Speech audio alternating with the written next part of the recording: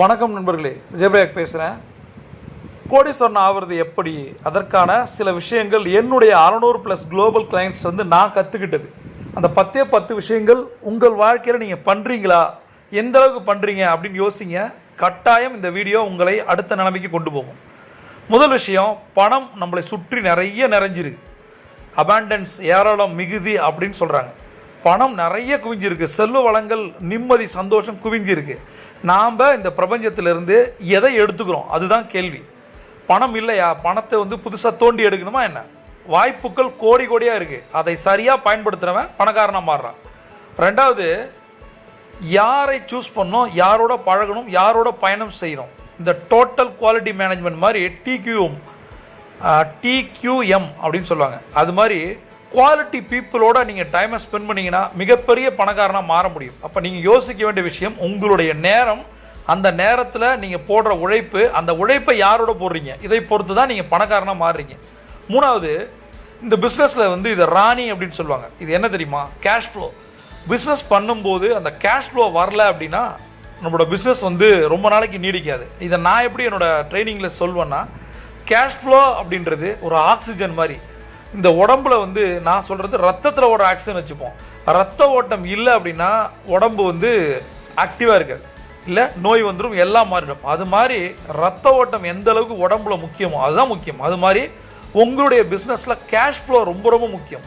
அதற்கான விஷயத்தை பண்ணாமல் பிஸ்னஸை ஃபோக்கஸ் பண்ணிட்டே இருந்தோம் அப்படின்னா பண வரவு நின்று போயிடுச்சு. ஒரு இன்வெஸ்டர் பணம் வரலை, நமக்கு கொடுக்க வேண்டியது பணம் வரலை அப்படின்னா நம்மளால் எந்த ஒரு ப்ராடக்ட்டையும் வாங்கி போட முடியாது. அந்த வாங்கி போடுறது வெளியில் போகலை, அந்த காசாக வரலை அப்படின்னா, கேஷ் ஃப்ளோ இல்லைன்னா டோட்டலாக பிஸ்னஸ் கொலாப்ஸ் ஆகிடும். அதனால் மெயினாக நீங்கள் யோசிக்க வேண்டியது பண வரவுக்கான விஷயங்களை செய்கிறது. எப்பயுமே பேக்கப்போ பிளான் பி பிளான் சி இருக்கணும். அடுத்தது, உங்களோட லைஃப்பில் யார் ஓனர் அப்படின்னு பார்த்தீங்கன்னா நீங்கள் தான் உங்கள் லைஃபோட சிஓ.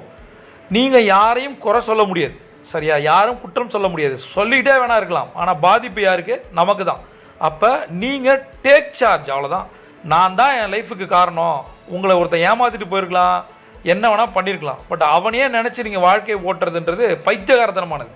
அதை தூக்கி எறிஞ்சிட்டு போனவன் வரப்போகிறதில்ல, போன காசு வரப்போகிறதில்ல. நீங்கள் தான் புதுசாக க்ரியேட் பண்ணோம். நம்புங்க, உங்களோட வாழ்க்கைக்கு நீங்கள் தான் ஓனர்.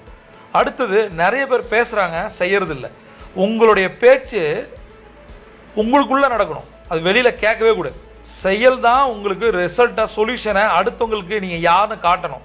அப்போ பேச்சை கம்ப்ளீட்டாக நிறுத்தணும். ஜெயிக்கிற வரைக்கும் நீங்கள் என்ன பண்ண போறீங்கன்னு யாருக்கும் தெரியக்கூடாது, சரியா?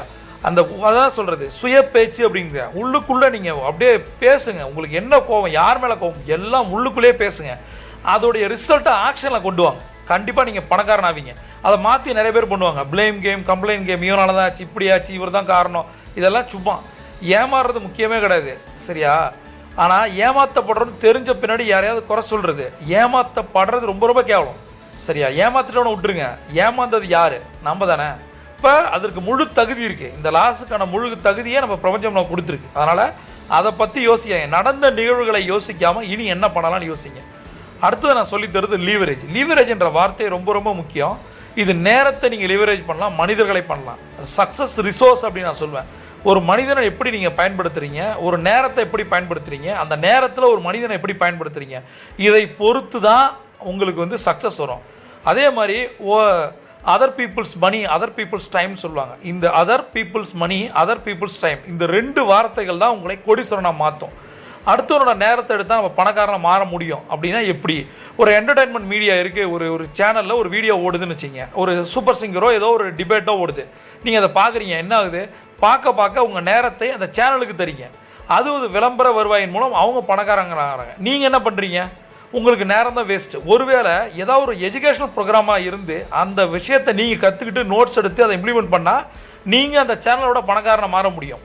அதனால் நேரத்தை லிவரேஜ் பண்ணுங்கள். அதுக்கு அடுத்தது பணத்தை எப்படி பண்ணலாம்? அதர் பீப்புள்ஸ் மணி. இன்றைக்கி ஜெயிச்சவங்க எல்லாருமே அவங்களோட சொந்த பணத்தை ஊர்லேருந்து கொண்டு வந்தவங்களா? அடுத்தவங்கள்ருந்து பணத்தை எப்படி எடுக்கிறதுன்னு தெரியணும். அதுக்கு பேர் தான் பிஸ்னஸ். நீங்கள் என்ன சொல்லி எடுக்க போகிறீங்க, என்ன திருப்பி தர போகிறீங்க, இதை பொறுத்து தான் பிஸ்னஸ் இருக்குது. இது ஒரு பெரிய சாப்டர் இது, சரியா? அதனால் மக்கள்கிட்ட பணத்தை வாங்குறது எப்படி, எடுப்பது எப்படின்னு தெரியணும். சரியான எத்திக்கலாக, லீகலாக அந்த மாதிரி ஒரு பிஸ்னஸை பண்ணிங்கன்னா அதாவது உங்களோட வேல்யூஸ் பேசினா மக்கள் பணத்தை கொடுப்பாங்க, சரியா? நீங்கள் உங்களோட வேல்யூ இன்க்ரீஸ் பண்ணுங்கள்.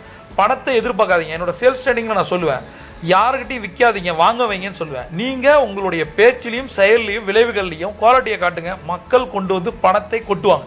அதனால் லீவரேஜ் ரொம்ப ரொம்ப பிஸ்னஸில் முக்கியம். அடுத்தது எல்லாரும் பார்த்தீங்கன்னா ஃபியர் ஆஃப் ஃபெயிலியர் அப்படின்றா, ஃபியர் ஆஃப் ரிஜெக்ஷன் சொல்கிறான். இது ரெண்டுமே பொய்யான விஷயம். எதை பார்த்தும் ஃபியர் என்பதே பொய் அப்படிங்கிறேன். பயம் என்பதே பொய்ன்னும் போது அது ரிஜெக்ஷன் ஆகட்டும், ஃபெயிலியர் ஆகட்டும், அது எப்படி ஆகும்? சரி, உலகத்தின் மிகப்பெரிய பணக்காரங்க ஒரு 10 பேர் எடுத்து கூகுளில் நீங்கள் சர்ச் பண்ணி பாருங்களேன். அவங்க லைஃப்பில் ஃபெயிலியர் ஆனது இல்லையா? ஃபெயிலியர் ஆனவங்க தானே ஜெயிச்சிருக்காங்க. ஃபெயிலியர் ஆகாதவங்க சுமாரான ஒரு மிடில் கிளாஸ் வாழ்க்கையை ஓட்டியிருப்பாங்க. ஆனால் தோற்றவங்க மிகப்பெரிய வெற்றி கிடச்சிருக்கும். நான் இப்படி சொல்கிறேன் லாஜிக்காக, தோற்றவங்க பணக்காரங்களாக மாறியிருப்பாங்க, மிகப்பெரிய தோல்வியை சந்தித்தவங்க மிகப்பெரிய கோடீஸ்வரனாக மாறியிருப்பாங்க. அதனால் ஃபெயிலியரை யார் ஒருத்தர் அக்செப்ட் பண்ணுறானோ, எதிர்பார்க்குறானோ, அவன் மிகப்பெரிய கோடீஸ்வரன். அதனால் சில பேரை ஃபெயிலியர் முடக்கி போடுறது. ஃபெயிலியர்னு பேசுகிறத விட அந்த ஃபெயிலியர்லேருந்து என்ன நம்ம பாடம் கற்றுக்கிட்டோம் அப்படின்ற விஷயங்களை தொடர்ந்து செய்யும்போது உங்கள் ஃபெயிலியர் உங்கள் தலைமுறைக்கே வராது. அடுத்த விஷயம், எப்பயுமே ஒரு பிஸ்னஸ் நீங்கள் ஆரம்பிக்கிற போது இருந்த ஆர்வம் 5 வருஷம் 10 வருஷம் இருக்கும்போது இருக்கா? ஒரு பொண்ணை நீங்கள் ப்ரப்போஸ் பண்ணும்போது எவ்வளோ ஆர்வப்படுறீங்க, எப்படிலாம் அதை கரெக்ட் பண்ணுறதுக்காக என்னென்ன விஷயங்கள்லாம் பண்ணுறீங்க. பட் அது அவள் லவ் அக்செப்ட் பண்ண பின்னாடியோ கல்யாணம் பின்னாடியோ நடக்குதா? நடக்கலைல்ல. அதே மாதிரி தான் பிஸ்னஸ். ப்ரப்போஸ் பண்ணும்போது என்ன மனநிலை உங்களுக்கு இருக்கோ அதே மனநிலையோடு நீங்கள் பிஸ்னஸ் பண்ணிங்கன்னா ஜெயிப்பீங்க.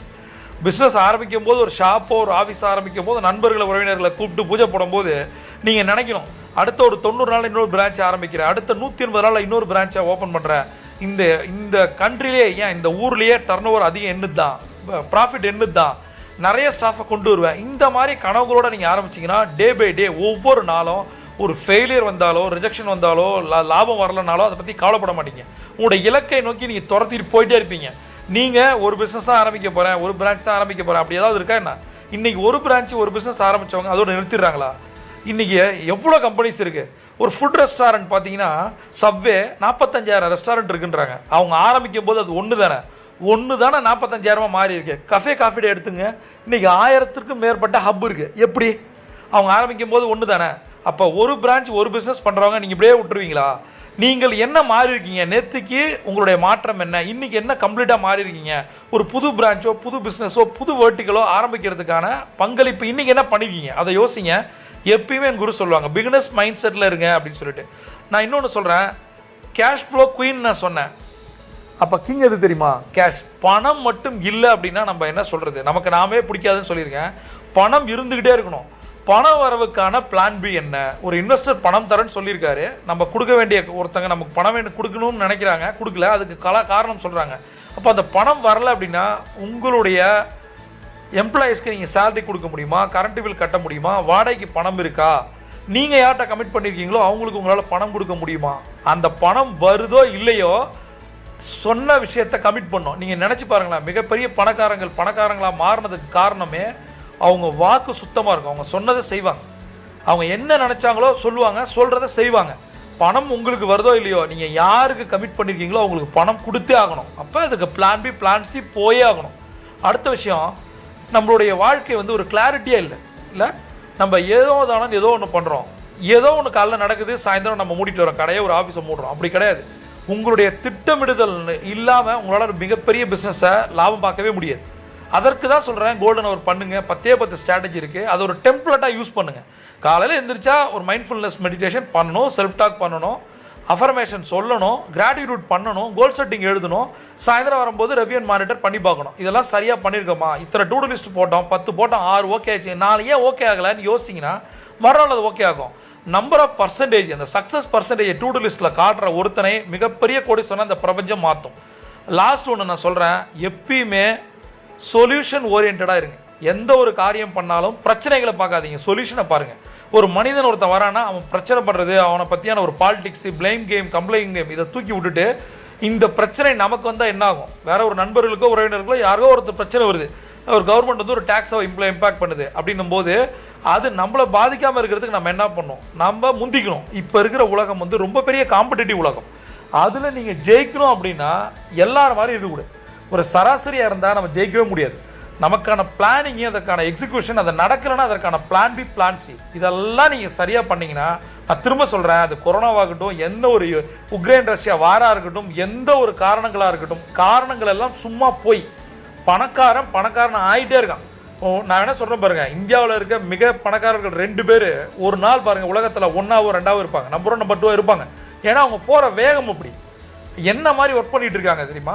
ஒரு 6 மாதத்துக்கு முன்னாடியே நம்பர் 2 பணக்காராக இருந்தவர் ஒரு நாளைக்கு 1000 கோடி சம்பாதிக்குது. அவங்க எப்படி ஆரம்பித்தாங்க, அவங்க என்னென்ன சப்போர்ட் சிஸ்டம் எடுத்தாங்க, நம்மளால ஏன் அதை பண்ண முடியலன்ற கேள்வி கேட்கணும். என்னென்னா அவங்களுக்கு பொலிட்டிக்கல் சப்போர்ட் இருக்கா இல்லையா, பினாமி, அதெல்லாம் நம்ம பேசணும், அது நெகட்டிவ் பார்ட், ரைட்? அவங்க ஜெயிச்சாங்க, அவங்க வந்து நமக்கு ஒரு ரோல் மாடல். நாம் ஜெயிக்கிறோமா இல்லையா, நாம் எத்தனை பேருக்கு ரோல் மாடலாக மாறுறோம்? யாரோ ஒரு எக்ஸால முடியும் அப்படின்னா உங்களால் முடியாதா? அதனால் இந்த வீடியோவை திரும்ப கேளுங்க, ஒரு தடவைக்கு 2 தடவை கேளுங்க, ஹெட்செட் போட்டு கேட்டு நோட்ஸ் எடுங்க. இதில் இருக்கிற 10 பாயிண்ட்ஸும் நான் என்னென்னலாம் பண்ணியிருக்கேன், என்னென்ன பண்ணலை, உங்களோட ப்ளஸ் என்ன, மைனஸ் என்ன, மைனஸை ப்ளஸ்ஸாக மாற்றுவதற்கு இன்றைக்கி என்ன பண்ண போகிறீங்க, அந்த முடிவோட சீக்கிரம் தூங்குங்க. காலைல 4 மணிக்கு எந்திரிச்சு நான் சொன்ன அந்த 10 விஷயத்தை தொடர்ந்து 90 நாள் பண்ணுங்க. உங்கள் வாழ்க்கை மாற்றத்தை நீங்கள் பார்ப்பீங்க. உங்களுக்கு ஒரு அட்வான்ஸ் வாழ்த்து சொல்கிறேன், நீங்கள் மிகப்பெரிய கோடீஸ்வரர். பிரபஞ்சம் கொட்டி தர காத்திருக்கு. நீங்கள் ஒரு champion. See you on top.